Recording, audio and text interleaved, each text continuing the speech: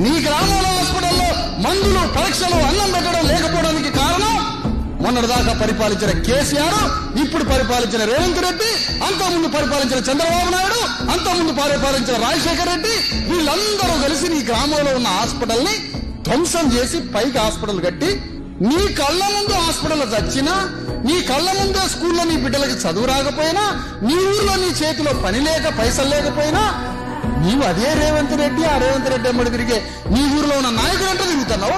అదే కేసీఆర్ ఎమ్మడి తిరిగే నీ ఊళ్ళో నాయకుడు ఎమ్మడి తిరుగుతున్నావు. కానీ నాకు హాస్పిటల్ లేక నా తల్లి, నా తండ్రి చచ్చిపోయేదానికి కారణం ఇగో వీళ్ళే అని నువ్వు శత్రువుగా భావించట్లేవా? దీన్ని చెప్పడానికి, ఇది చెప్పడానికే, ఇది చెయ్యడానికే శత్రువు ఎవరు, మిత్రుడు ఎవరు?